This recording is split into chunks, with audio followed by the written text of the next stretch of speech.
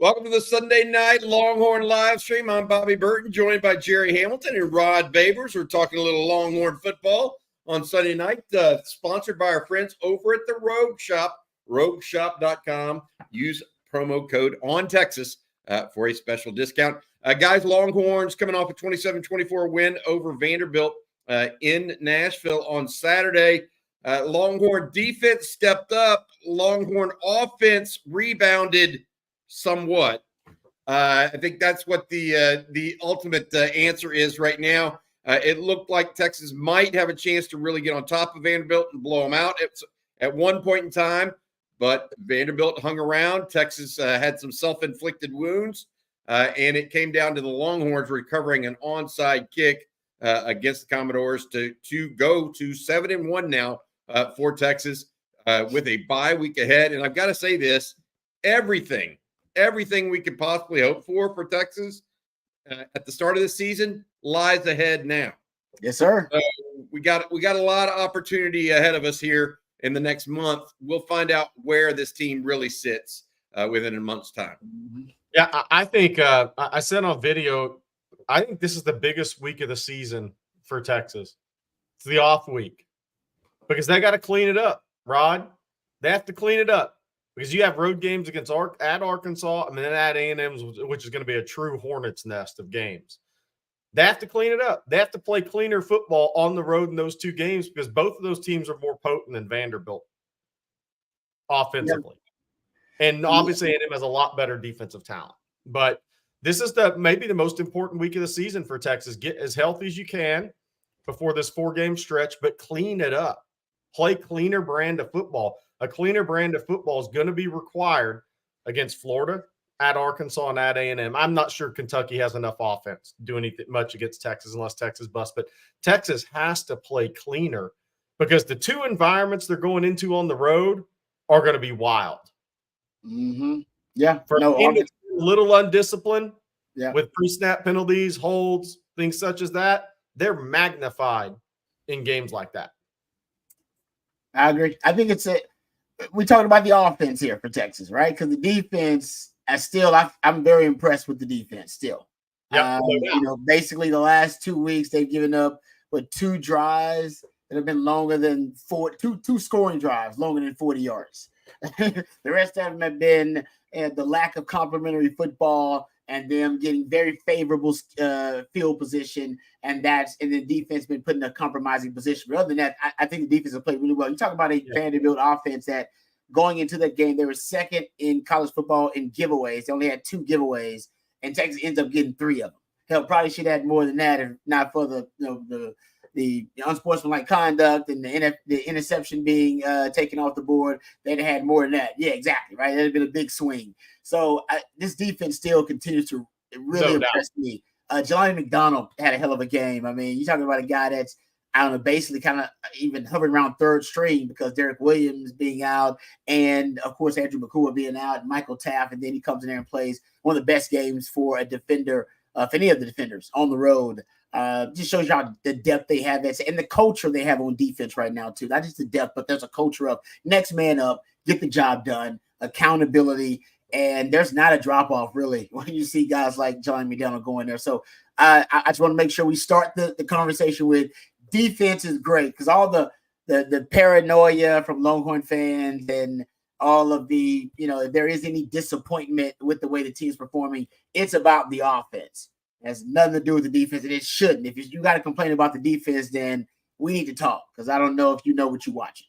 But offensively, we got some. They're sloppy offensively, man. They're sloppy. And special teams, Rod. And special teams as well. Yes, inconsistent on. They had a couple of good plays on special teams, and then some inconsistent play on special teams as well. Right now, Texas there are 20 punters that have punted in the SEC right now. In net yardage average, Texas has the 19th and 20th best punter in the SEC right now. Wow. I'm just going to put it out there. So the punt game in particular, not necessarily the return game, but the punt game, really, really bad for Texas, not flipping the field like it did a year ago. Hey, y'all were talking about how good the defense was yesterday. I think the best person that could describe what he saw in that Texas defense was actually the Vanderbilt quarterback. Our producer, Matt, has this clip of Diego Pavia talking about Texas and the Longhorn D from yesterday. How did their D compare? You played some other good ones. Kentucky had some good athletes. How was Texas compared to what you've seen? Their D line was good, really, really, really good. They flew around. They wanted to win, and they were just a better team tonight. But yeah, I'd say their defensive line was really good. And then I heard 16 on their defense was a walk-on. That kid's a really smart football player. That kid's a really good kid, number 16 on their defense. But yeah, good stuff there. Michael Taft, we think we conjectured this both in the post-game show and in the defensive grades, may have had his best game as a Longhorn on Saturday. Y'all mentioned that, and those are high. That's high praise. Yep. When another quarterback singles out a single player from another team, good stuff there. Clark Lee also had some nice things to say about the Texas defense as well. We'll have some of that as well if you want here. Here's from Clark Lee, Vanderbilt head coach. Your offense has had so much success finding spaces, mismatches, things that teams didn't expect. What did they take away from you today, either with scheme or just their speed and athleticism that maybe wasn't available against the other teams you played? From my vantage point, and again,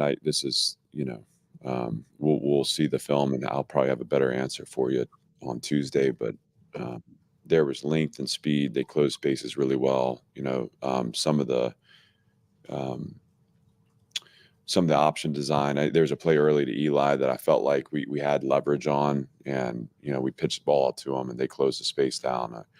I think on the Q runs, I mean, it felt like we were, at times inches away from getting a ripper, and it's just them falling off a block, and so what could have been a 12-yard gain becomes a 5-yard gain. It's just, and so what it forces you then into is you're snapping the ball over and over again, and when you do that against a disruptive defense, they're going to find ways to get you off schedule, and that's what they did. But that's a well-coached team, and that's a good team. That's a talented team, and so they're going to make it hard. We need to look at the film and figure out what was their form. Right, that's going to be Clark Lee, the Vanderbilt head coach. And guys, he was very complimentary of Texas as well on defense. As you can hear from that, he talked again later in the press conference about him as well. And there is no doubt Texas defense right now is the leadership of this team. Whereas I don't think in the preseason any of us would have said that was the expectation, given that all 5 or 4 of the 5 starting offensive linemen were coming back for Texas. Quinn Ewers was a third-year starter at quarterback. We had Cedric Baxter, until his injury, was expected back as well. But there's no doubt in my mind right now the Texas defense leading this team. We'll have more and get you all's questions later today. Please get those questions in. We're going to have a little free-for-all here, talk a little football, a little recruiting as well. Jerry had some notes of consideration that he posted earlier today as well. But first, before we get to all those, I want Rod to tell us a little bit about our friends over at the Rogue Shop. All right, thank you for that, Bobby. Appreciate it. And we're thankful to our friends over at Rogue Shop. Rogue Shop, bringing you real plant medicine and bringing it back to its roots. Make sure you use that promo code on Texas. You'll get a very special discount from our very special friends. They got it all, folks, from oils and creams to flour, gummies, and vitamins. And also, they can ship nationwide. Anywhere in the country where you are, they can get their fantastic products to you. Make sure you use the promo code on Texas, and you'll get a very special discount from our friends at Rogue Shop. Like I said, they got it all. Oils and creams, flour, gummies. They got it all. Check them out at rogueshop.com. That's rogueshop.com. And remember to use the special discount code on Texas. Thank you very much to Rogue Shop for sponsoring our Sunday night live stream.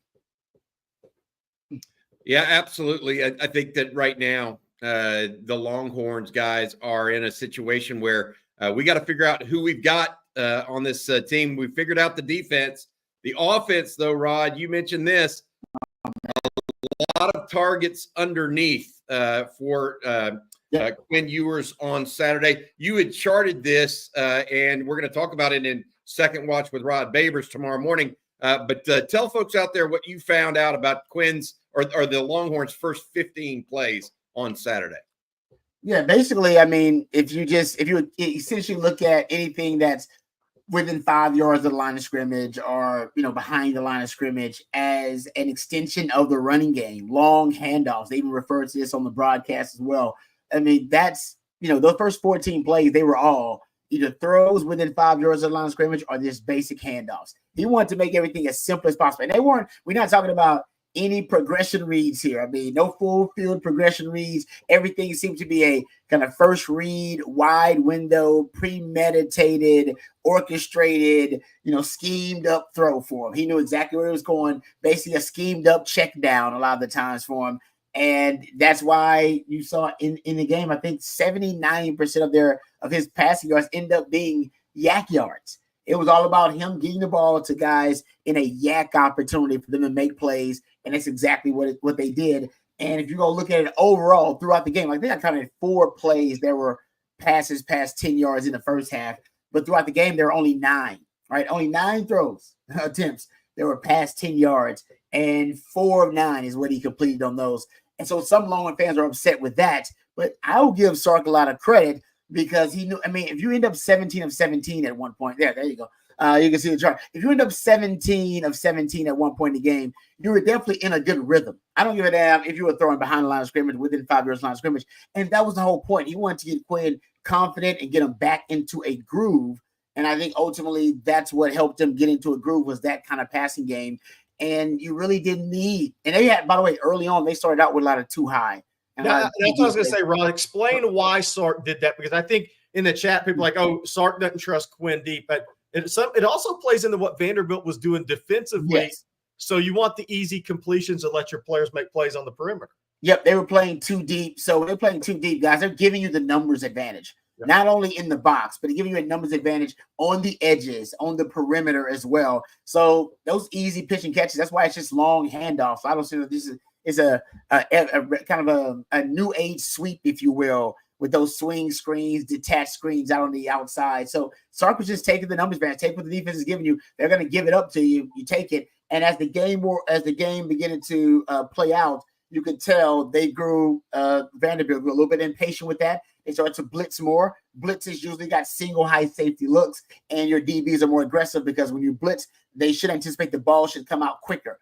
All right. Quinn's time to throw was like 2.1 seconds when they blitzed. So it did play into the game plan, and it also played into the strength of Quinn that they didn't want to push the ball downfield. I thought actually that when he did push the ball downfield, they had one throwaway.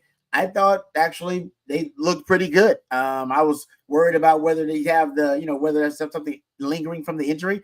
That pass to DeAndre Moore, by the way, which was a beautiful concept. Now that I found out, and they admitted in the post game that he actually checked to DeAndre Moore's touchdown, that target to motion. That was a 27-yarder or 20. Yeah. I believe that. They checked to it while he was actually in motion across the formation. And then when you go watch it, you can see him check to it. That's a next level play, guys. That's a next level play. That was probably one of the best plays from Quinn all game long, if not the best play when you're considering what happened pre-snap. So I thought it was a great bounce back performance. You want to make the argument about the tip passes, and that would be talking. Then you're talking about launch point and the release angle of throwing mechanics. I don't even know if that's something we can talk about right now during the season. Either you try to correct that. That's a postseason. That's an NFL scout thing, right? Scouts are going to look into that. That's for NFL coaches to try to improve on. We're not worried about that right now, guys. So I think most of that is, that's just an unfortunate consequence of a team learning that if they blitz, if they blitz more and they gamble more, that, hey, man, 50% of the time it may work out in your favor. And that's basically what Vanderbilt decided to do. And on those tip passes, guys, they could have gone, what's the odds of it landing and getting the interception every time on that? We saw it in the Washington game. It wasn't an interception every time. That's just bad luck. Now, the fact that they got the tip, that's strategy, I think. That's them. They know, hey, quick game with Texas. When you get there, get your hands up. Don't pursue the quarterback. Get your hands up. Ball's going to come out, and it may come out at a. I think you muted yourself, Rod.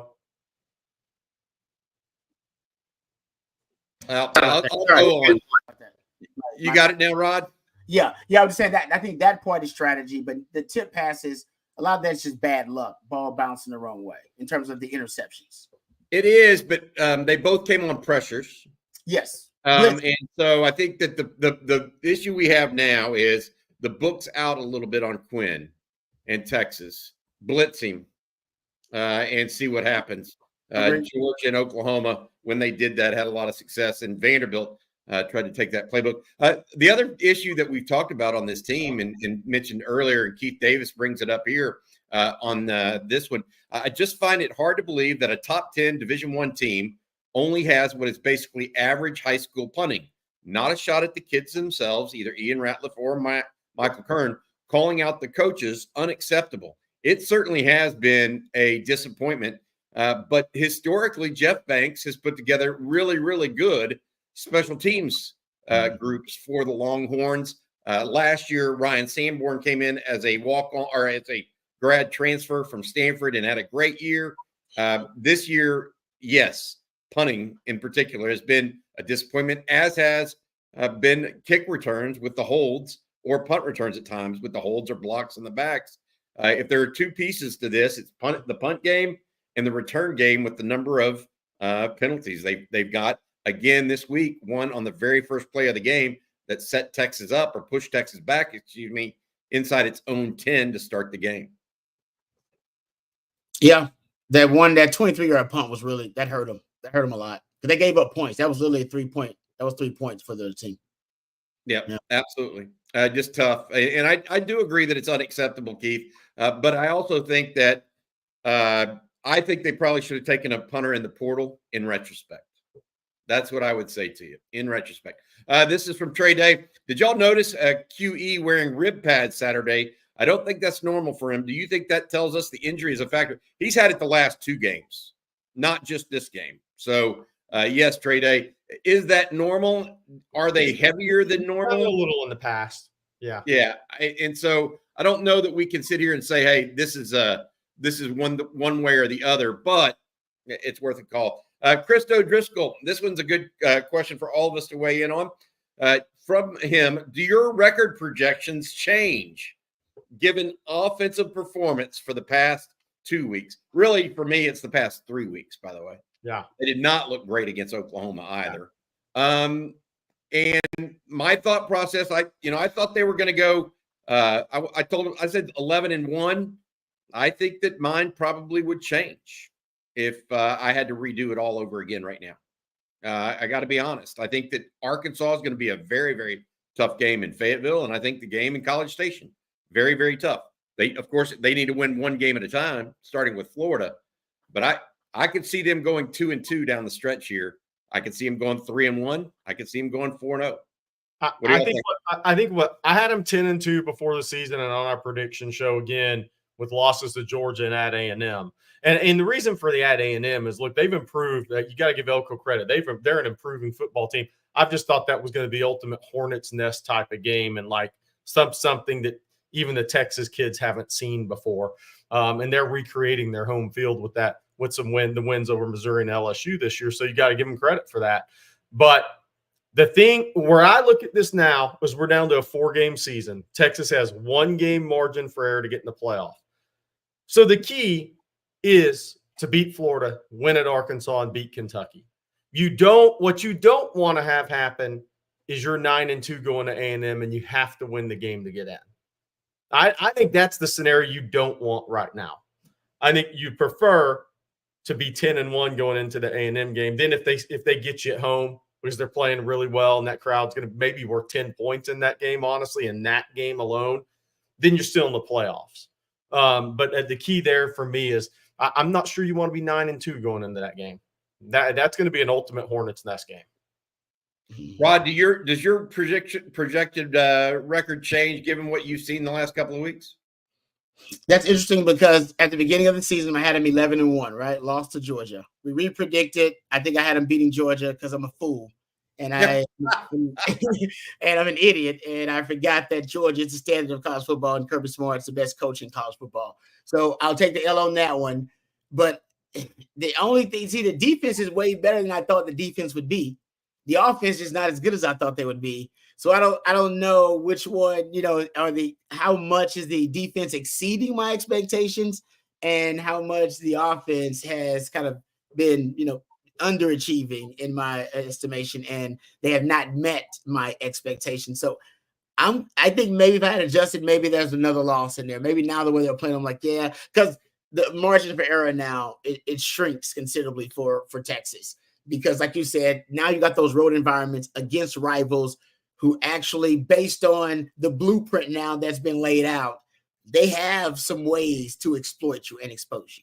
They got a couple of ways they can, just with their defense versus your offense. Defensively, hey, Texas is still very stingy, and they don't have a lot of weaknesses on defense. So, even that's why we got a lot of respect for Diego Pavia.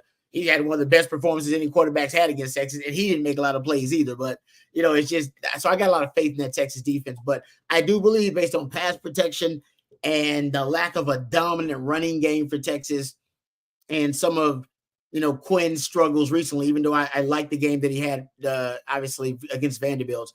I think I would maybe adjust it for one more loss somewhere on there. And that's, just because it says 9-3 or 10-2 or 11 and I had to be 11-1, so I might adjust, like, man, maybe they get another loss in there somewhere. But I will say, right, I can still see him going undefeated the rest of the way too. I just am not as confident as I was at the beginning of the season that 11-1, and he only losses to the standard of college football in Georgia. Now I'll admit there could be another loss on there. There could be. I'm not cocky and arrogant enough to go, oh no, they're definitely undefeated the rest of the way. No, Arkansas and A&M could present some problems. I'm more confident with Kentucky and Florida. I'm not scared of those teams, but I'll admit A&M and Arkansas, mobile quarterbacks that can move around too, make some plays. Could present some problems on the road. Well, the problem with those games, Bobby and Rod, is all the pre-snap penalties, the holds, all the things that are happening, the hurt drives right now are going to be magnified in those two environments. Yeah. That's why you got to clean it up this off week. This is the most important week of the season for Texas offense. Well, here's the question. This leads me straight into Lane Seawright's super chat. If you were Sark, what are the most important 2 to 3 things you fix during the bye week? Pass protection is 1. Okay. What's 2 and 3 in y'all's opinion? I mean, is there any doubt pass protection is 1? That's number 1. Okay. What's 2 and 3? You're not going to fix the punting game. I mean, you got to clean up your penalty. Unless Superman comes out to punt for you. I don't see that changing. What are the other things they can fix in the offense? You got to fix the penalties on special teams, because Matthew Golden doesn't have a chance right now to make a play for you. You got to fix that. And the other thing's just not going to. I don't think you can fix it, and it's not going to be popular to say. But I'd hand Quinn Ewers a jump rope and say you jump rope for every 30 minutes of the rest of your time at Texas. If you're off the field, when you come off the field, jump rope, keep your feet moving. Go chase chickens like Rocky did. I don't care. But your feet have got to move. If your feet don't move in the pocket against A&M, you're not going to make it through the game. Period. I think that's fair based on what I saw last night. A&M's going to try to bring some pressure and heat him up. They heated up Garrett Nussmeier, and Nussmeier's shown much better pocket presence than Quinn this year. Anything that you had that you would say, Rod, that you would I agree with you. I think the penalties, period. And so, I mean, I don't know how you go about that. Like I said, I don't know if you bring in more officials during practice and let them kind of call penalties during practice, not hold up practice, but at least so you can have some record and let guys know so they're aware of it.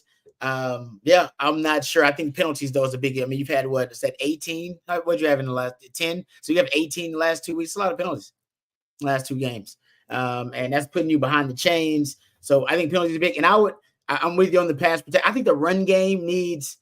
It's just weird. The run game has had. He was having success versus Vanderbilt too. Yeah. It just seems like it hasn't found. You haven't really found your I don't know, your identity in the running game, if that's the right term.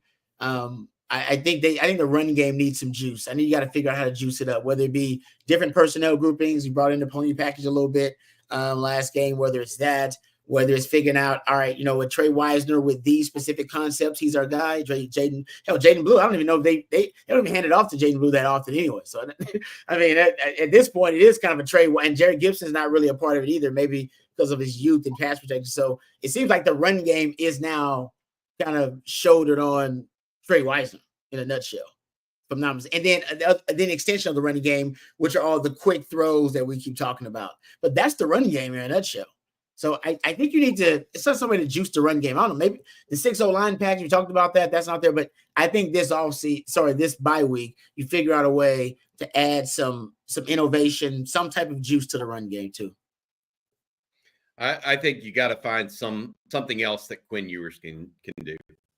I mean, I think that the 5-yard completions are nice, but he's looking almost one read and then checking down. It doesn't feel like he's getting into his second or third reads. Maybe I'm wrong about that, but he's got to get deeper in his progressions, and that means you got to pass protect better too.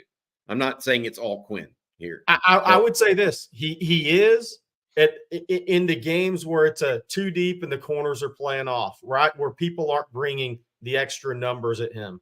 When the extra numbers start are brought at him, that is where there's a big change for Quinn. Major change. Yeah, he's not taking it well in that regard and hasn't for the last couple of weeks. Although he did step up better. I'm telling you, he absolutely stepped up better. Not only have a 9-yard run, took that on an early down. I thought that he didn't escape poorly against Vanderbilt. Maybe one time he did. He got his feet tripped up and ended up throwing a deep ball out of bounds on purpose. But by and large, I thought he was better in the pocket against Vanderbilt. Again, it's Vanderbilt, not Georgia, much less anybody else. All right, Juan Garza here with the Super Chat. Sark, in the first phase of the season, faced 5 teams that were offensive-minded head coaches. The second phase, these last 3 games, were 3 defensive-minded head coaches. True. Very good. Next and final phase is 2 of each. 2 offense, 2 defense. I would say this. I don't know how much of an offensive coach Sam Pittman is. He's a former offensive line coach that really is an O-line, D-line guy, to be honest with you, right? Although he does have Bobby Petrino now calling plays for him. So, but I think Juan makes a good point. Great point. Sark, when he matched wits with offense coordinators, clearly got the best of them. When it's been more one-on-one, his offense versus the opposing defense, that has been a challenge for him at times. Y'all agree with that? Yeah. What I was going to say about that, if you look at those 4 opponents, Florida is going to be coming off physically getting beat down against Georgia. And Texas, we saw what happens when Georgia wants to play at a high physicality level. Well, they're bringing it to Jacksonville because Kirby likes nothing more than punishing Florida, right? Nothing more. That's their rivalry. That's their rivalry game. So Florida's going to come in. I'll tell you what, Florida's got to keep DJ Lagway healthy this weekend against Georgia, because if he goes down, then Florida's just going to throw their hands up. So they got to keep DJ. They're going to have to play conservative with Lagway in that game to ensure he gets through that game. And I know people say he's a big guy. Great. It doesn't matter when you're getting hit by missiles. So they got to keep him healthy, but they're going to be a physically beat up team. Then they got to hit the road and go to Austin. Arkansas, week off. I think it's big, and we'll talk about that. Kentucky, maybe they find their offense, but they're whatever you want to call through a straw on offense right now. I mean, those 3. A&M's a totally different animal. People have been talking about A&M in South Carolina, how that's going to be a tough game. South Carolina's strength is their edge players, though. I'm not sure those guys are going to impact the A&M game because of how well A&M's running the football, like they have some other games, and then how much of South Carolina can score against A&M. Their edge guys can absolutely impact it because they'll take away the zone read if they play. Yeah, that's a good point. Yeah, I do disagree with it. Like I watch a lot. A&M's firing off the ball in the run game though. They're doing a good job in firing off the ball. And, I agree. Getting contact with people. I agree. I just think that South Carolina's edges do present different problem. Hey, Jerry, I want to ask you this because we haven't talked about recruiting yet. Ryan Nelson said FSU lost yet another commitment. FSU, which is now 1-7 on the year after losing to Miami this weekend. C.J. Wiley from Milton High up in the Panhandle in Florida. No, he's Milton High in Atlanta. Oh, is he from Alpharetta, Milton? Okay, gotcha. I thought he was Milton High in Florida. The question I had for you about this, Jerry, is Myron Charles, who is committed to Texas, a young man out of Port Charlotte, Florida. He was thought he might go down to the Miami versus Florida State game. You reported that you talked to Charles today, and he did not make that trip. Is that what you're reporting right now? Anything extra to add to that? No, just that he didn't go down. I'm going to be over to see him later this week. He did not go down to the Miami game this weekend. Obviously, Miami's trying to make a run at him and Jamie French, but he didn't show up at the game. The other thing recruiting-wise of note right now, obviously Javian Hilson was at A&M. We'll see long-term on that, is Jonah Williams' slight fracture in his clavicle in the most recent game. So I think his season is done at Galveston Ball, but I think he should be back for spring baseball at Texas. Let me ask y'all this question. If y'all agree with this from David Keith Williams. The world knows UT has talent. That talent needs to play with more mental toughness and control. The excess penalties and lapses in focus led to more than half the opposition points the last two games. I completely agree with it. And all of last week, guys, I was shouting kind of from the rooftops, execution, execution, execution. Yep. And why didn't Texas win this game by 3 touchdowns? Lack of execution. Mm-hmm. I mean, they executed on defense, though. I'll tell you that much. I felt like they won that and gave that game a chance to be a blowout. And the Texas offense did not execute as well as it could. Yep. Yeah, and it's bad penalties at the wrong time too, is what it is. I mean, there's some drive stoppers, killers, whatever you want in there within those penalties, and that's it. And even the defense has played great. The Vernon Broughton penalty late in that game, which he suspended for the first half of Florida, by the way. But that play at the end gave Vanderbilt the ability to score a touchdown. That was going to be pick 6 going the other way. And then all the bettors are like, hey, we covered, but didn't happen, right? So it's been penalties at inopportune times, put you way behind the chains, killed your momentum in some drives. The shank punt Saturday, that's like a 15-yard penalty because Vanderbilt got the ball in the 35 instead of the 20, and that's the difference between getting a 54-yard field goal off and not getting a field goal attempt off. And they have an NFL kicker. So that dude's going to rip that. He's 5 of 6 from 50 plus as a sophomore. So that's like a turnover or a 15-yard penalty as well. It's when they're happening that have been really, really tough for this offense. So it's hard. That's the one thing I'll say when you look at all this, it's almost a little tough to build rhythm when you don't have any toes left after the last 3 games. Yep. And it's tough to pull away too. We talk about the soccer runs all the time. They had that chance in the second quarter to pull away. And the third drive, they scored that touchdown, and that was DeAndre Moore. Then they get the interception on defense. Defense gets you the ball back. You go with that. That's that fourth drive. Remember the offensive line penalties, Cam Williams, Kelvin Banks killed that drive. And then you get 3 and out by your defense. And then you get the ball back. You scored a touchdown, which was great. That made it 21-7. So you're close to blowing it out of the water. Your defense gets you the ball back with a forced fumble. Oh, man, can you go down and score? Yep. Nope, you go 3 and out. And then the bad punt, give them the ball back. They score 3. And then you end up, 21-10.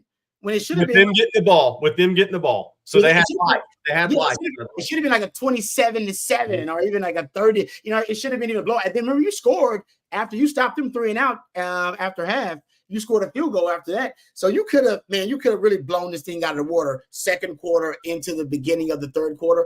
But lapses in focus, self-inflicted wounds, you didn't take advantage of opportunities, and boom, you end up in a slugfest, and essentially, basically a fist fight into the fourth quarter because you gave them life over and over again. And if you give that quarterback life, he loves a fist fight. Oh man, exactly. He's a likes to fight guy quarterback. He's like, I love the fight guy. Yeah. He wanted to play that game in a phone booth. 100%. Yeah, absolutely. All right, this one I think is a fair question. Eric De Los Rios. Rod, why does Sark have to get a 3-year starter back in the groove and confident again? That's not going to cut it. I think that a lot of Texas fans have this same feeling, but here's what I would say and ask Rod as well. Would you rather him get back and confident or not be confident at all and Texas lose that game on Saturday? Because he didn't regain his confidence. You didn't get him back and going. I think it's fair to ask this question, though, Rod. That's not what we expected from Quinn Ewers heading into year 3. We didn't expect an implosion of sorts, right? That is a perfectly valid point, Eric. You're right about that. Like, you can make that argument, and that's for NFL scouts to decide. Hey, I thought his rate of development and I thought his trajectory, right, was a little bit more linear than this, and we didn't have these pitfalls and regrets. That's for young players, not for third-year starters. No doubt about it. I totally agree with that. But I'll give Sark credit because I always say coaches are problem solvers. And, you can argue about, who's responsible for Texas being where they are right now. Is that on Quinn? Is that on the offensive line, the pass protection? The reality is we are where we are. All right. And our quarterback is struggling a little bit, and he needed to get back into a rhythm, into a group, and Sark did a great job play calling that. Now, if you want to make the argument that, hey, some team down the line is going to have the pieces to exploit these underneath short throws, and they're going to force Quinn to have to beat them with NFL throws down the field, outside the numbers, like Georgia did, then, yeah, you're damn right about that. That's going to happen. I don't know if it's going to be Arkansas that can do it. I'm not. Maybe the Aggies can do it. It's going to happen. And then he's going to have to prove himself. And if he can't, then Texas is going to have to find other ways to move the football, or, we could have a repeat of what we all lived versus Georgia. So I'm with you guys. There are still limitations right now in Quinn's game. And it is with him, the down the field passes. Like I said, only 9 passes of 10 yards or more in that game. He completed, I believe it was 4 of 9 or something like that. So maybe it was schematically, it was opponent based, right? Based on your opponent, because they were playing a lot of too high early on, and then Vanderbilt got, a little bit more aggressive as the game wore on. So maybe it was that. In next game versus Florida, we'll see them open it up. But this season, it would seem that based on either the injury and based on what we've seen the last 3 weeks, that Quinn's not going to be launching it deep a lot. That's not really in his game. And you really haven't seen that really from Sark since his first couple of years on the 40. Sark is mature as a play caller too. He's not an ass Quinn to do that for him. I think when Arch is the starting quarterback in the future in 2025, I think you will get the verticality back in the offense. But that's not Quinn's game right now. That's not what Sark asked him to do. Even the one he threw deep to Silas Bolden just looked like he chunked it up. That looked like a wasted play to me, other than trying to get the safeties go back deep. I mean, Yep. Poorly timed, didn't look good. Hey, let's turn to the offensive line because we got a lot of questions. T-Pods is saying O-line needs to retool. Dan says, Flood, get it together, man. Daniel, Rich Doherty says, why are we using that blocking scheme? Cisco Diaz has this one for us as well. Is there a reason why Kyle Flood, Texas offensive coordinator, as well as offensive line coach, has the O-line slide protecting? It doesn't help pass pro, is almost non-existent at times. What do y'all think about that? Before Rod answers the question, I want to make one important point to this, because it seems like Flood's the one taking the heat. This is Sark's scheme. All right, go ahead. It's Sark's scheme. All right, keep going. Yeah. That's fair. I mean, that's what it is. You hire the offensive line, can run your scheme. It's football. It happens at every level. All right, go ahead, Rod. No, I'll just say, like, it's the Georgia game didn't worry me as much actually as the Vanderbilt game when it comes to the offensive line, because the Georgia game, first of all, it's Georgia. So they got 5 stars all over every level of that damn defense. Guys are going to be playing in the NFL, drafted in the first round, and they just whipped you, right? And they whipped you with 3-man rush, 4-man rush, 5-man blitz, all out 0 blitz. They had double A pressure. I mean, they simulated pressure. They did it all, and they beat you in every way possible. That's not as concerning as the way Vanderbilt did, because Vanderbilt learned lessons from the Georgia game plan, kind of took those lessons from the Georgia game plan, only ones that they felt like they could execute, because like you can't do everything Georgia can. You're Vanderbilt, they're Georgia. So they took this like, you know what, we can those A-gap blitzes, I think we can work with that. I think we actually can make some those cornerback blitzes, the slot cornerback blitz for us. You know what, when it's not a boundary corner, we can actually make some of that with that. So they took little snippets.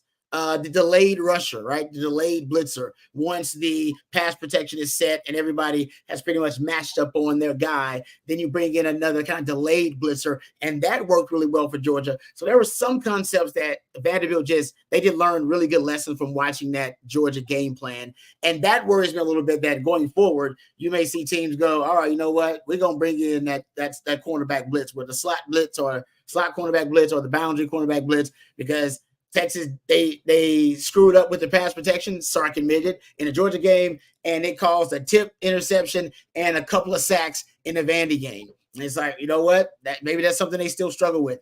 I don't know if it's the quarterback or if it's the pass protection. I'm not sure who's responsible for it, because we don't know that we're not in those meetings, but it's definitely something that's a trend and a negative one for them, the A-gap blitz. So that's why I was a little bit concerned watching the Vanderbilt game, that they figured out what they could exploit based on the Georgia film. And I think some other teams, now that's what football is, right? That's why it's a copycat sport, copycat league, whatever, because teams just look at there. It's a film-driven league. Once they see there's a blueprint, now everybody starts extracting from that blueprint.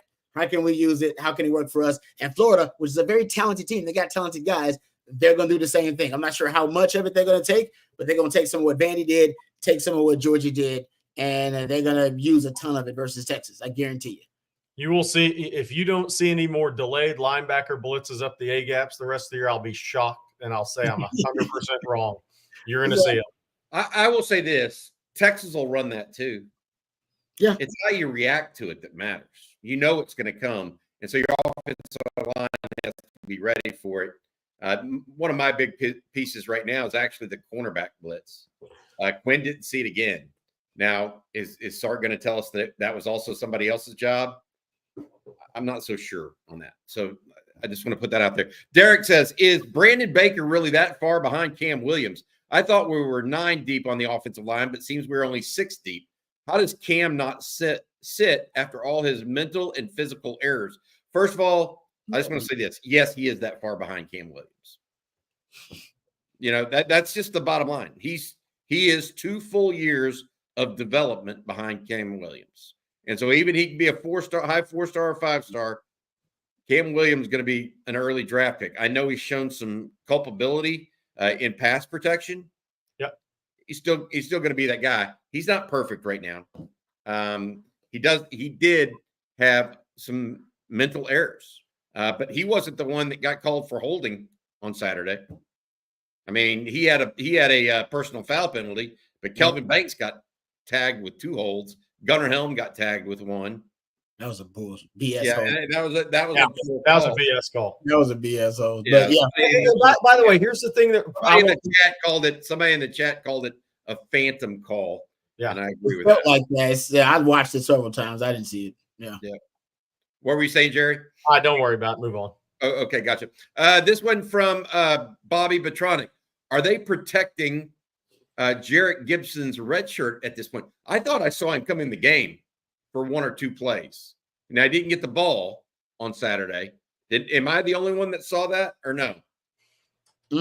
I did. I don't know. I might track it. He didn't get a carry. Yeah. We'll have to look at the participation list. Jerry, do you recall that at all? I don't. Gotcha.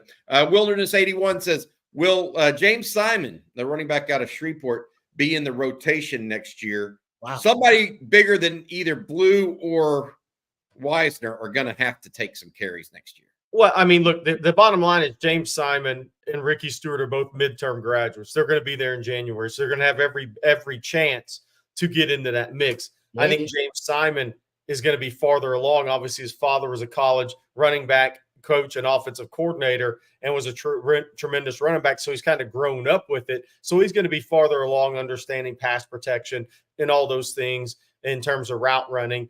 Ricky Stewart's an amazing player. Has been a guy that they've leaned on in the run game at Chapel Hill very successfully. But both those guys are going to be in the spring and that's going to give Simon a chance to get into the mix, no doubt. But again, you see the difference between Baxter and Gibson. Texas trusted Baxter to pass pro, split out wide, run the whole scheme from the running back position. He understood all of it. If James Simon has that type of upstairs about him like Baxter did, then yeah, he'll factor into it. If he doesn't, then it'll be what you've seen with Gibson. All right, a couple other things. Rod, I want you to get ready to read Rogue Shop, but first I want to mention these two super chats. Thank you very much, Menu 2 Sports. I hope Sark knows he is under no circumstance allowed to lose this first game versus A&M. We don't make the rules. It is what it is. Guess what? I agree with you, Menu 2. He's not allowed. We're saying he's not allowed. Although Jerry's using the term hornet's nest. It's gonna be wild, man. There are some other words that you could use. Now, yeah, that's all I can use on air. John Kennedy, though, has this for us. Rod, Bobby, and Jerry, I will be back on this platform to say I told you so. Texas will go 4-0 down the stretch here, and Georgia will not make the playoffs. Ooh, wow. Hey, Georgia is far, far from a perfect team right now. Yeah, we talked about it. If Carson Beck has a 3-interception performance again, and I know Ole Miss isn't playing well at Ole Miss or Tennessee at home or SEC championship game, they could lose one of those games if Carson Beck turns in a stinker. He's had a couple of them this year. Now, Georgia dropped passes against Texas, which made that game a little closer than it probably should have been considering how the Texas offense played. But he still threw 3 picks in that game, and it could have been 5. If he throws another game on the board like that, they can lose. You can lose to Tennessee doing that. I mean, it's possible, yeah. But Georgia's defensively hitting their stride. Very talented. Very, very talented, particularly at linebacker and defensive end. All right, Rod, tell everybody out there about rogueshop.com. Thank you, Bobby. Rogueshop.com. Thank you very much to our friends over at Rogue Shop for sponsoring our Sunday night live stream. Rogue Shop, they're bringing real plant medicine back to its roots. They ship nationwide, so that anywhere in the country, no matter where you are, they can get their great products to you. Rogue Shop has it all from oils and creams to flour and gummies. They got it all, folks. And don't forget to use that special discount code on Texas, and you'll get a very special discount from our friends over at Rogue Shop. Remember, shop rogueshop.com, bringing real plant medicine back to its roots, and they ship nationwide. So check them out at rogueshop.com. We appreciate them sponsoring our Sunday night live stream. Guys, got a couple of defensive backfield questions. We'll combine them into one. Alex Kelso, did we get some injuries, or has Kobe Black worked himself into a rotation? Great question. Daryl Rediker with the super chat. Thank you, Daryl. Jelani McDonald graded out the best in the SEC in tackling. Are we seeing a star being born right now? Him and Taft were both fun watching run the alley. Yeah. Rod, your comments earlier in this broadcast about what you saw from the safeties would be warranted. And then also about what you think about Kobe Black. Yeah, I thought that would be, I remember saying earlier this week they needed a contingency plan in case Vanderbilt wanted to go after Jelani McDonald. I think they actually did a few times. No contingency plan needed. I mean, he was one of the best defenders on the football field. There was no drop-off at all at the safety play. That's remarkable considering you're down essentially 2 starters in Derek Williams and Andrew Makuba. And Michael Taft might have had his best game of his career. I mean, that might have been the best the safeties have played all year potentially, and you were down 2 of your starters. So that's how deep they are in the secondary. It's phenomenal what we're watching. So yeah, Jelani McDonald, it is possible. I mean, you could be watching a guy that ends up just kind of easing into that starting role next year when some of the other veteran guys move on. I could see that now because of the way and I was surprised by how well he ran the alley. I mean, honestly, in terms of him being able to play the run from depth, I thought he did as well as any safety we've seen from Texas this year. Including Derek Williams. Derek Williams, man, he ran it really well. He added himself as a force run defender from 12 yards deep, guys. I was really impressed with Jelani McDonald, no doubt. Great stuff. We talked about it after the way. Alex Kelso's right about Kobe Black too. By the way, getting in without any injuries. That's a pretty strong statement for Kobe Black to get into that. What were you going to say, Jerry? We talked about it after the Michigan game. You knew Jelani McDonald was making big steps as far as getting comfortable at the safety position. That's only true because of how much they played him at nickel. Mm-hmm. That told you he was coming along really quickly in year two. And good against the run. Yep. And good against the run because Michigan, you had to have a heavier box at times, right? Yeah, you're right about that. Yeah, that's good stuff, Jerry. Good comment. Yeah, so Gavin William Holmes. Neach. So we're assuming Gavin Holmes just kind of got beat out for playing time, or is that what the assumption is? Because when they put him in, I'm with you. I saw it during in-game live watch and said, "Oh, I wonder if something's going on with Jade or something." No, it seems like they just rotated him in for a series or two. He made a big play. Usually, Gavin Holmes gets that snap, and I wonder if now going forward, he's the guy that gets that third, rotation at the corner spot. And I also wonder whether or not it's just they wanted a stronger guy out there. Okay. Okay. I think it's a little bit I think it could be one or the other, or maybe a bit of both, Rod. Good point about the stronger guy on the edge, though. Yeah, I mean, we'll see. I mean, it's all good. William Neach says, why didn't Simmons play that much Saturday? He actually saw quite a bit of time, but I don't think this was his type of game, man. Wasn't his game. Yeah, I mean, this was, we need you to stay in your lane, and we need to keep this guy hemmed in and corralled, right? Yeah. We don't need freelancers today. Y'all agree with that? Diego would have loved to see Colin off the edge in this game because he got up the field so fast that he'd have just ran it off the inside of his butt. I mean, so those are the guys that he loves to play against. So that, like, to your point, that this really wasn't a Colin Simmons game. Arkansas, going to be a Colin Simmons game. Florida, going to be a Colin Simmons game.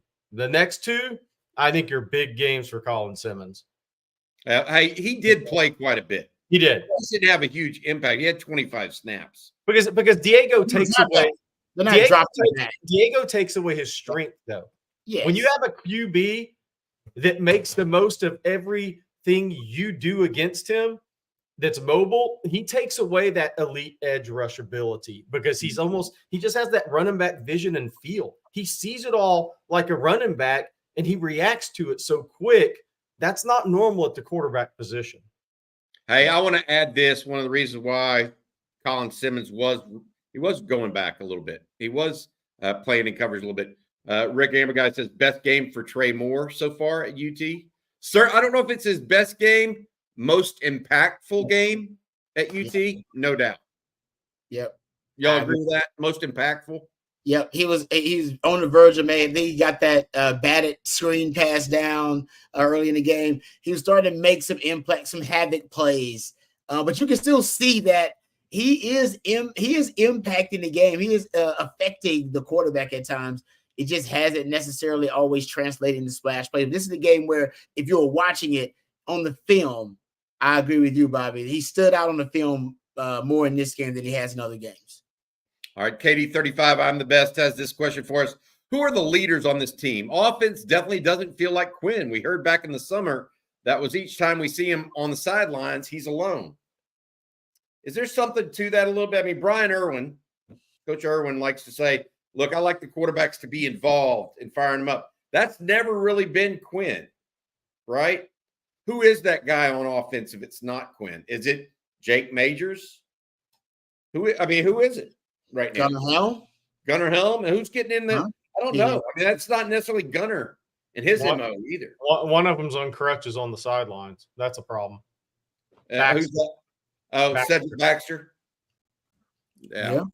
So good point. That's good stuff there as well to talk about. And thanks for the super chat, KD35. Guys, this was another one that I thought was really good. Bobby Vetronic, Jermaine Lole, first DT up. I mean, Alfred Collins is at his two best. Alfred Collins is playing better as a 4-eye 5 technique right now. He's playing really well, actually. Lole is stopping the run, disengaging, getting upfield pressure. I mean, he's playing really, really well. Look at that. 5 tackles. I think he had 6 last week from a defensive tackle. He never played. Collins made 6, but he played a little outside. Mm-hmm. I mean, the thing about Lole Lole, never plays outside. the thing about Lole that I think you have to remember if you haven't followed his career, after he came out of Long Beach, he was an Antonio Pearson, Herm Edwards recruit. I think they know something about defensive talent, right? And he was a 4-star kid. But after his sophomore year, he was considered a 1st or 2nd round fringe talent. And then he had all the injuries, man, knee, shoulder, elbow, boom, boom, boom. Major injuries, like took him out of almost 2 full seasons. He is a very good football player when he's healthy now. He's not the same player he was freshman and sophomore year at Arizona State. He's just had too many major injuries for that in tough spots. But he was a guy that when he was healthy now, he was considered a fringe 1st-round pick. So that's the level player he has in him. He just doesn't have that physically anymore, but he's squeezing every ounce that he has out of that body that's kind of been sewn back together. He's playing so well. Yes. I mean, drastically underrated pickup in the transfer portal, in my opinion. And remember, he's originally committed to Oklahoma. And when Dominic Williams went to OU, Lole decided to go to Texas instead. Vader and Kenneth Cassidy had something very similar to say. If Broughton doesn't get that targeting call, Kobe Black's pick 6 counts, and the final score is 34-17. Are people still freaking out with that final score? I got to say this. I'm not freaking out at 27-24. I mean, don't forget, I projected this game to be 27-17. Mm-hmm. And it was with a minute and a half left. So I'm not freaking out about this score. I thought Vanderbilt was a good team and Texas was going to go on the road and beat a good team. The fact that it was closer than anticipated, I'm not freaking out. Maybe other people are, but I think those are the people that necessarily thought this Texas team was going to go put up 40 on everybody this year. And they're not realizing that this offense is not necessarily what they expected at this point. I think the problem with that, though, is early in the season they were. Okay? But now there's too many drive killers that there weren't early in the season. This is a team that if they played a clean game yesterday against Vanderbilt, they would have scored 40. Mm-hmm. They scored 27 and don't have any toes left. Are there any toes going on the flight on offense? No, we all left them all on the field in Vanderbilt. We don't have any toes. We shorter shoes. We can wear square shoes now. That's the problem. The offense early in the season wasn't doing that. Square shoe. We're going to wear square shoes because they shot all their toes off. Yes. All right. I think that's where the frustration for the fans is, because they said they watched the game and they're coming off of Georgia, and then they watched the game against Vanderbilt and said, my gosh, Vanderbilt scored off turnovers. We left points on the field. This game could have been 38-7 in the blink of an eye if you play a clean game. I just want to say this. That started against Mississippi State. It did. By the way, with the fumbles. It did. Yeah. All right. And then it's taken hold a little bit. It's become contagious. Jerry, question for you. If Cedric Baxter is going to be ready in the fall of next year? I know he's likely to miss this spring. Yeah, he's out for the spring. Him and Christian Clark both out for the spring. But I do think as long as there's not a setback, that Cedric should be good to go in August. It's about that year recovery. Now, the caveat with that is, how long does it take him to fully recover on a football field? Being cleared, Rod, you've been through all this stuff. Being cleared and being good to go is different than taking 15 handoffs in a game and getting hit in your knee 7 times. Agreed. For a bigger, tall back that runs upright. So I think that's the caveat there. I think he'll be ready to practice and compete. Yep. But when are you back to 100% in a game, or how close to 100% do you ever get back to? There's that you have to see. When you start to trust your body like that again as a running back, right, to make those cuts and absorb that contact, I think that's another process after you get cleared by the doctors. Like, all right, now you have to, as a player, also become confident that my body, it can absorb a certain amount of contact. I can make certain moves, and I'm confident that it won't, my body won't turn against me. I won't have an injury of some sort. That is also a psychology you deal with after you come back from an injury as a player, and he'll get it. But Jerry's right. You got to go through contact to deal all that. So it may take him a while just to get into the groove of it once the season gets going. I actually had a conversation with somebody about Cedric Baxter last week. Jerry, during his recruitment, told us he was made of different stuff. Yep. All, just a different kind of guy. He was injured. He'd still be in the team huddle as a running back in practice, right? I talked to somebody last week that said that is definitely who he is, and it's carried on at Texas. If he can get back, he's going to get back and become as close to 100% as he can. I'm more concerned about this with a guy like that. He comes back too soon. Yeah.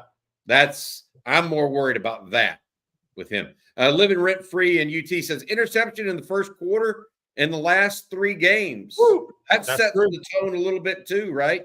Yep. Hard to run away with a game and keep your foot on the pedal if you're turning the ball over. And you know where those turnovers are? They're all on your end. Yeah, that's great. This is a good one to follow that up on that very comment, Jerry, from Jeff Carey. Defense has improved throughout the season, but would love to see the D hold the short field to more field goals. I think Steve Sarkisian said this in a couple different games, but I'm telling you, Sark, stop giving them the ball at the 38 of your own field. I mean, it's easier to say that. It's clear that the only way Texas is not the only way, but the vast majority of ways Texas is getting scored on is short fields. Yep. Yeah. That's you should take care of the ball better, buddy. Scheme, communication, all the things we talked about early on. That's been the most impressive thing to me about the Texas defense.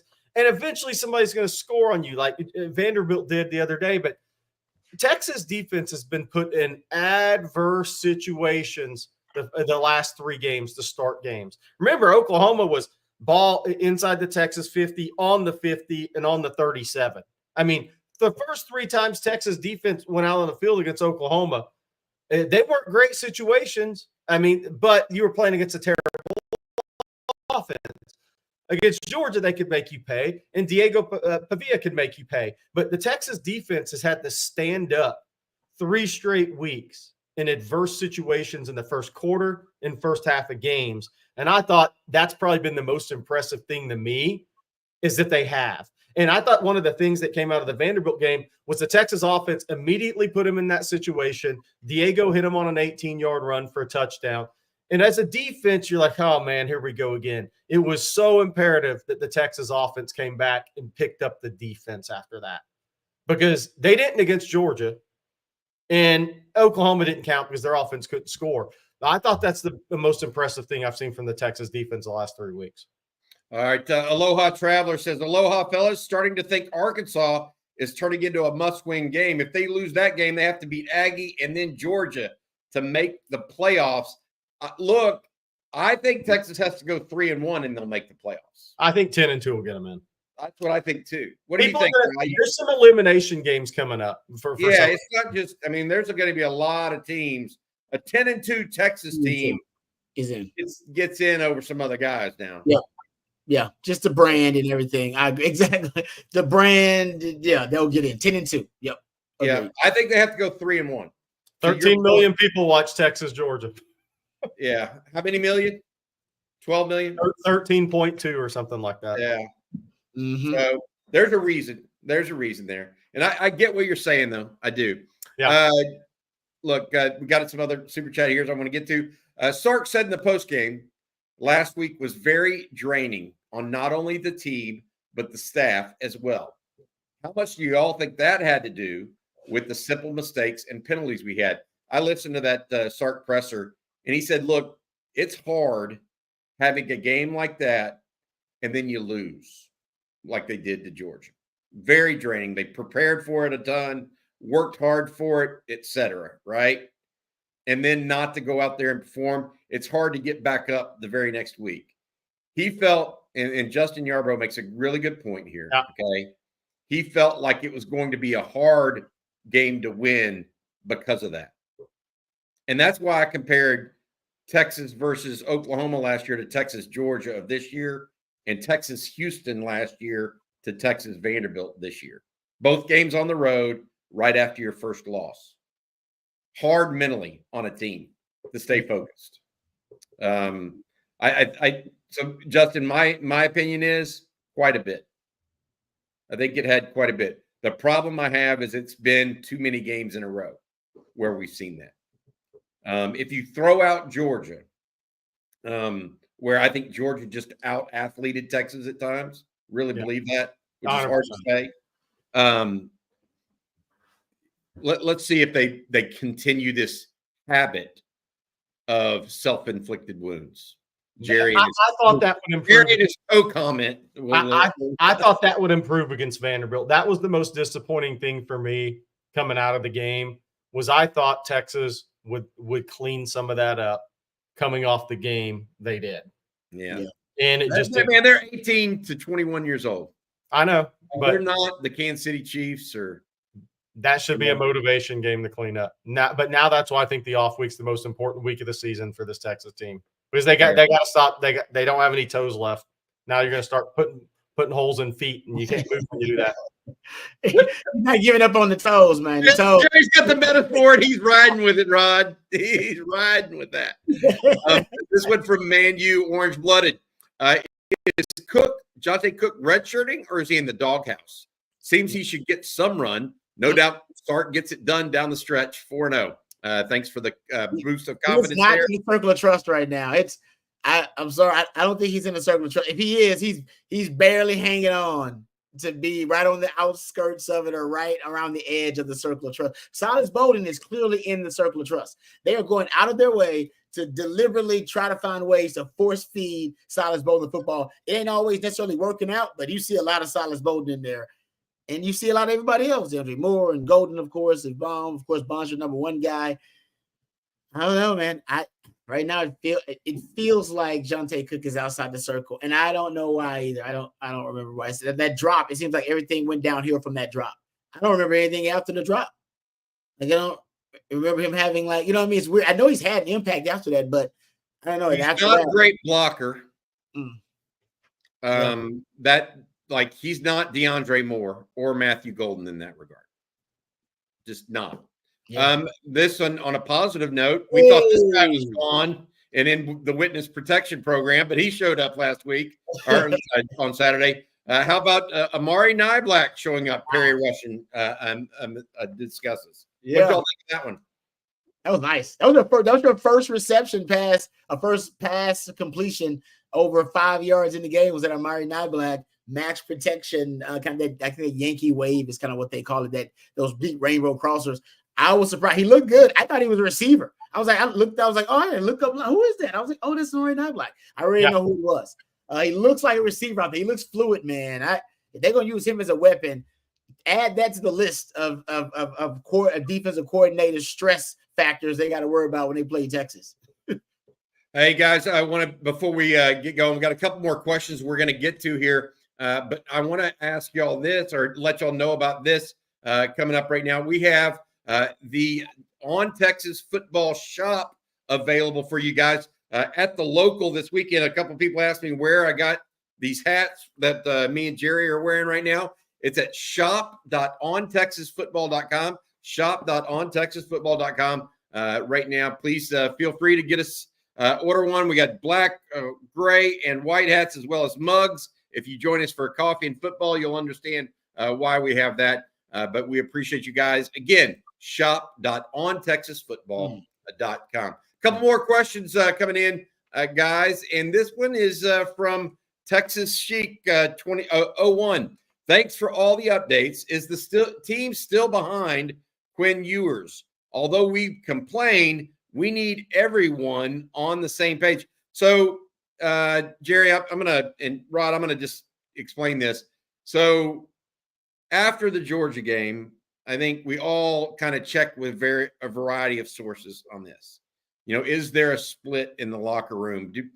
Are people trying to get one or the other?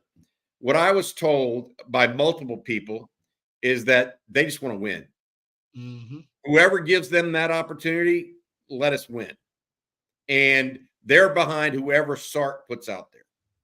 So just like any other position, that's what they want. So I think everybody's on the same page in that regard. They just want to win right now. And look, with 4 games left in the season, and we've talked about this, everything is left on the table for them. Every single thing. All right, Armando Delgado. Oh, Jerry Hamilton. Armando Delgado. What is the win-loss record for the rest of the season?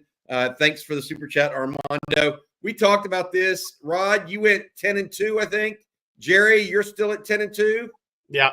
I'm gonna tell you, I'm anywhere from 11-1 to 9-3.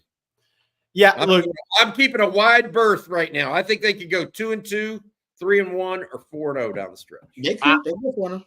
My whole goal for this team is still the same as it was at the beginning of the season.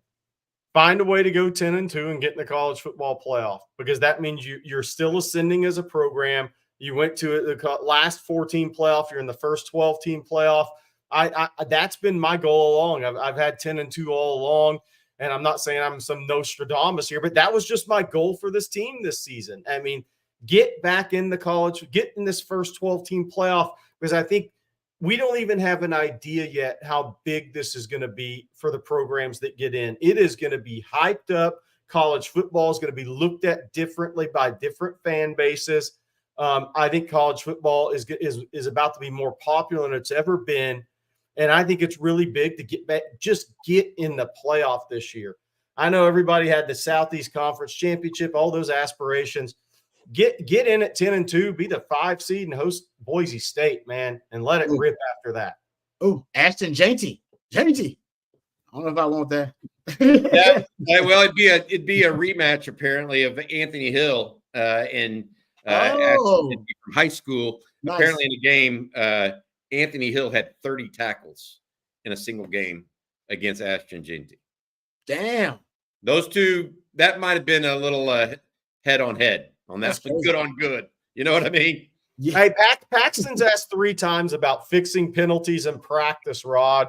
When you teams you were on at Texas went through that, he asked about how do you fix the penalties in practice? And then he said, if we have 10 penalties again, what's the problem? So what are your thoughts there, having gone through that as a player? Yeah, I think ultimately, like I said, Mac used to bring officials around in practice. I know we had penalty issues. So that we could try to make it as much like the game as possible. If it was an issue with pre-snap penalties or pass interference, whatever, bringing in officials during practice, whatever the rules are, they allow you to do that. That's the way to do it, to try to fix some penalties. But ultimately, man, I mean, that's a lot of that is on the players, right? And that sometimes there are some penalties that we'll agree, they are, a little bit questionable. All right, they're gonna helm one. That's a little bit questionable. I'm not sure about that, but most of the time, as a player, you can adjust to the way they call penalties during the game. Now, pre-snap penalties, that's just you being undisciplined. But they're calling holding a certain way, or they're calling, pass interference a certain way. You can adjust to that as a player. You can adjust your style. If they're gonna let you play, they'll let you play. If they're gonna call it real, strict in their interpretation of it, as a player, that is your job to understand that, right? To adapt to that, whatever it is. So a lot of that is on the players, but as Mac would say, man, players play, coaches coach, officials officiate. You can't really worry about what they do. You have to worry about if your technique is sound enough. The coaches are teaching you the right technique. They're not teaching you to hold. They're not teaching you to be, to violate the rules or to, pass interfere with the guys or whatever it may be. So I would bring officials into practice, try to button it up that way. And I would try to, if you're a player, try to be mindful of the way the officials are calling the game. I mean, because they seem to be calling holding a lot more than I thought they would in the SEC. Nora's mentioned, anyway, noticing Roberson on back-to-back holds on special teams. They call it not just on offense. They call it, yeah. So they call it differently in the SEC. So you have to get smarter. Exactly. And that only happens through repetition a lot, I think, Rod. Like that one time, even on Gunnar Helm's phantom holding call, truly was phantom holding call. They called it automatically because the running back didn't hit the hole. So they thought that Gunnar Helm, since the running back went outside of him and Gunnar Helm had Yeah. his hands outside his body, Yeah, even though yeah, it he wasn't must have pulled him. contacting. Yeah, he Yeah. must have pulled him. He must have. Yeah. No. Because that's what they're conditioned to do. Yeah. And Mac used to put together clips like that. Now you bring it, and he would put together clips of the right way to do it, the wrong, what they did call and what they didn't call. So maybe that's the way. But you're right. It's pretty clear that there's a different interpretation of holding than what they had in the Big 12. Texas got to adapt to that. That's on Texas too. God, what would Texas Tech done back in the day? All right, got a question. All right, last that was the last comment for tonight. Thank you all so much for your questions and comments. This has been the Longhorn live stream. Jerry had to step out, guys, because it was a recruiting call, and we've got some recruiting news coming up, but it's not breaking or anything major like that. But he's taking recruiting calls the rest of the night, trying to get some stuff for you guys tomorrow morning on OnTexasFootball.com. Make sure you join the discussion with us over at OnTexasFootball.com. Right now, we have a special for subscriptions. Use the promo code OTFOG. That's OTFOG, all caps, and you get a $20 discount on an annual subscription. It's a deal, best deal out there by far. $39.95 for a year on TexasFootball.com. Please join us if you would. All right, for Rod Babers and our producer behind the scenes, Matthew Hutchison, as well as Jerry Hamilton, who's now on the phone making recruiting calls. I'm Bobby Burton. Thanks also to our friends over at the Rope Shop. We'll see you tomorrow morning. Y'all have a good week ahead. Hook 'em.